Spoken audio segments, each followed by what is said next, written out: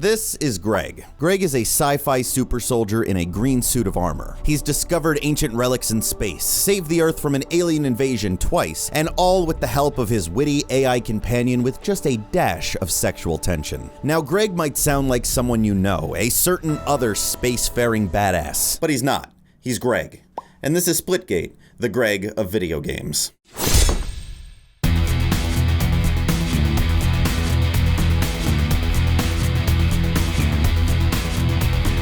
I don't want anyone to take that intro out of context. Everything Greg has done over the years has been pretty awesome. Almost as awesome as, say it with me now, Master Chief. That's right.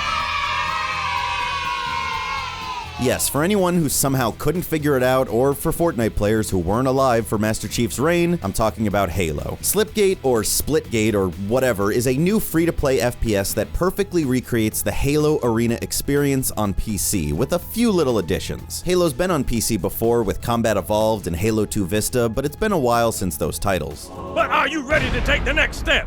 In the full version of Halo, you'll find additional vehicles like tanks, plasma turrets, and aircraft. And Splitgate hopes to fill that void, at least until the Master Chief Collection comes out on PC, and yeah. I bet the guys at Splitgate were shitting their pants when that news dropped. Now move it out! Double time! Attention all personnel. We are re-engaging the enemy. External and internal contact imminent. For some context, I grew up on Halo, and for most people my age, that's not uncommon. As a GameCube kid, I would hang out with my friends any chance I could and play some split-screen Slayer, and Halo Combat Evolved on PC was my first experience with online gaming. I ran upstairs to tell my dad I was playing video games with people online, and in hindsight, he probably should have been more concerned, but whatever. He trusted me, I guess, since I got him to buy me the game by saying, "Dad, look, I get it, they're blue space aliens, they're not real people, I get it."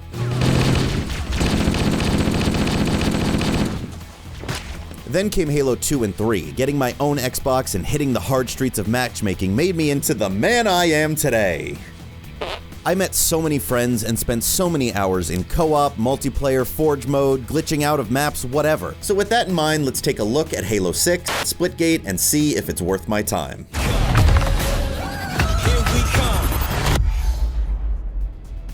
Jumping into the game is pretty simple, with a quick instructional video explaining the game's mechanics. Players keep their momentum when going through a portal, allowing for access to key locations around the map or weapon spawns, like the sniper rifle. Well, someone's clearly played Portal, but that's good, since Portal is a masterclass in teaching mechanics to the player. In layman's terms, speedy thing goes in, speedy thing comes out. Portals and jetpacks are this game's claim to fame, taking the Halo formula and adding a few things to try and make it its own. After the tutorial, I hopped right into my first social match and started playing. That Halo formula is apparent from your first second of gameplay. 3, 2, 1, capture the flag. A loud, boisterous announcer says the game mode as the match begins, then you start moving and notice there is a sprint and the aforementioned jetpack, both elements seen in one way or another in Halo games. Visually, the game is reminiscent of Halo 5's art style, but with anti-aliasing, thank God. Oh my god! And at first, the FOV felt off, as I was expecting something in the low 60s from a console game. If you want the true Halo experience in Splitgate, just crank down the FOV and lock it to 30 FPS. Did we really used to play like that? Aiming down sights is non-existent, as the game opts for the classic zoom in a la the battle rifle in Halo 2. And yes, the pistol zooms in, and yes, it's a beast. I saw a review on Steam that said the game is unbalanced because the assault rifle takes a whole clip to put someone down, but the pistol kills people in a few shots. Yeah, welcome to Halo.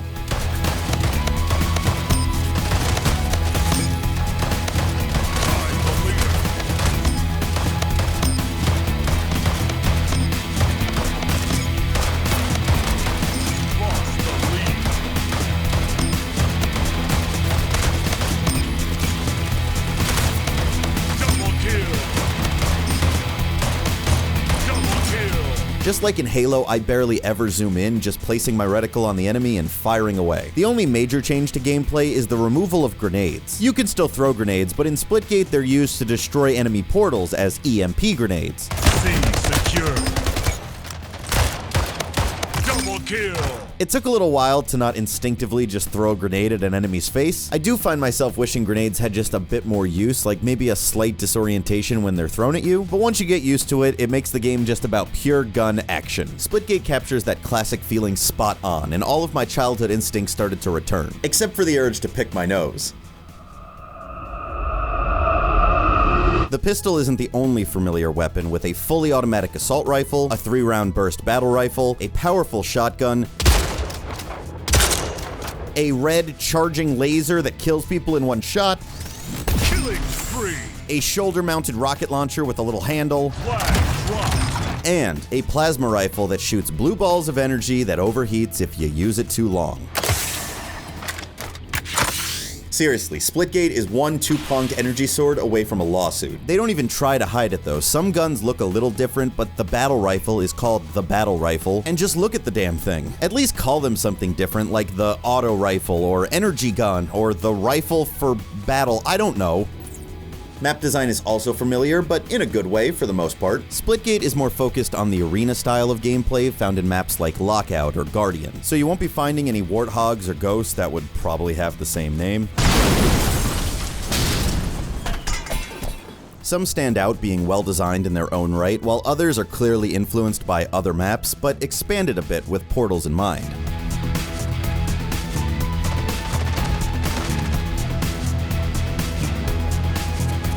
A few maps seem too busy with a million different vantage points where people just come out of nowhere. Stop! Because of the Momentum. many maps feature higher vantage points that can only be reached by pulling some portal magic.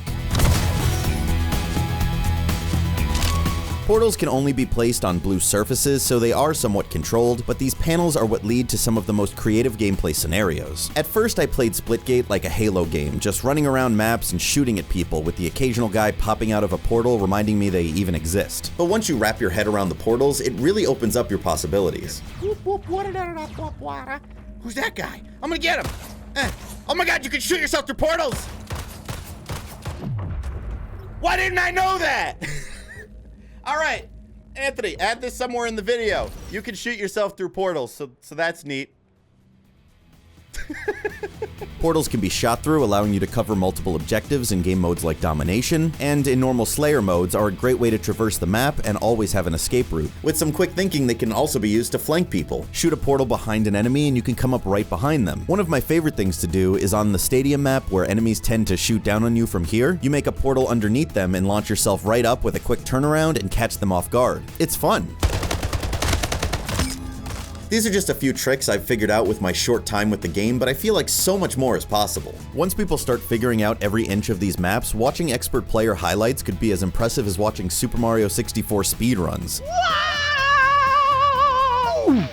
Also, I have to say, I love Teabag Confirmed. I've never been a fan of kill confirmed game modes. Even here, sometimes it's annoying having to get to an enemy to get your points. But creatively, they've taken an element that is synonymous with Halo and made it part of the gameplay by requiring you to teabag your opponents to collect.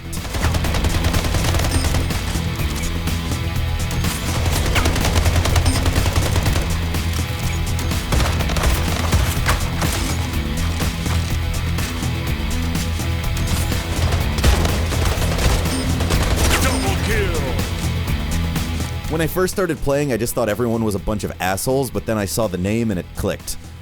Now, one of my biggest concerns with this game also happens to be the reason I checked it out. A while back, I looked at Ironsight, a game that wasn't a clone of Call of Duty, but actually Call of Duty. Ironsight is Call of Duty. Not a Call of Duty ripoff, not inspired by Call of Duty, but Ironsight is actually Call of Duty. Ironsight is not actually affiliated with the Call of Duty brand, I'm just doing a bit. It did such a good job at replicating its inspiration, I almost couldn't tell the difference, and I could say the same for Splitgate. Here's the difference though, Call of Duty lacks an identity, a centralized world it inhabits. It's been in World War II, modern times, sci-fi, and yet when you boil it down, its identity is run around and shoot people.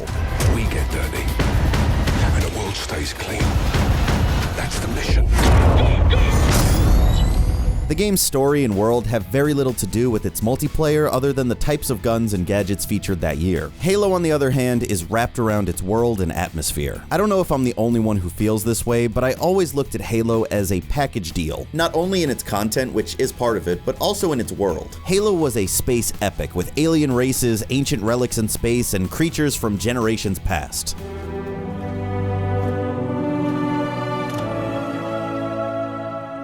I know you. Your past. Your future. In some ways, it added an atmosphere to everything in the game, including its multiplayer. Whether it be an ancient alien construct or a city on Earth, everything made sense in the world. So when it comes to Splitgate, it nails every aspect of Halo's gameplay, but it still feels like something's missing. I feel like that something is that sense of presence, and for some that might not matter, but to me, it was a notable absence. Splitgate goes for the arena sport of the future angle, with some of its environments looking like little football stadiums, but it's a different feel. You can even tell with the announcer being more of an announcer type, sounding like an over-the-top superhero as compared to the somber and intense voice in the Halo games. Slayer. Team Deathmatch. Now look, I know it's not fair to expect a smaller free-to-play game to compete with a space epic, but it's just something I felt. Similarly, the game's content can feel limited compared to its inspirations as well. Thick44 over at Neebs Gaming asked me about Splitgate the other day, saying it was fun but a bit one note, and he's not wrong. I'm one of those people who enjoys playing something over and over again to get better at it, but I can see how some people find that boring. Halo always had a cushion for those types of gamers though, that only grew throughout the series. In Halo Combat Evolved, if you were bored playing multiplayer, you could always hop into co-op for a bit. Halo 2 revolutionized online multiplayer on consoles with friends lists and private matches, and Halo 3 added tons with online co-op, forge mode, map sharing, and private games that spawned whole new game modes. I'll never forget Halo 2 and zombies being honor-based, where everyone started on one team, and if you died, you had to switch on an honor system. But that's just the kind of nonsense people came up with when they were bored. So you could vary things up between a few co-op levels, then playing some multiplayer, then maybe just a friend showing you how to glitch out of a map, just hanging out. Here we go! Point is, the variety helped people stay engaged even if they weren't the best competitive players. Splitgate is much more straightforward, and I just wonder if its lack of identity and scope will hurt the game in the long run. But Splitgate wanted to bring the Halo Arena experience to modern PC gaming, and they did just that. The game's storefront is your average free-to-play stuff, with everything being purely cosmetic, but there's nothing that sets off any red flags that they're out to scam players. 1047 Games just seems like they wanted to make a fun game for people to enjoy, and that's what they've done. So hopefully the few unique elements Splitgate brings can help it stand out as time goes on. And while it's yet to be seen if its community will lose interest over time or if it can hold on once the Master Chief Collection inevitably takes some of its players, right now Splitgate is definitely worth my time, and at the very least it will remain a great free-to-play alternative for this style of game. Here we go.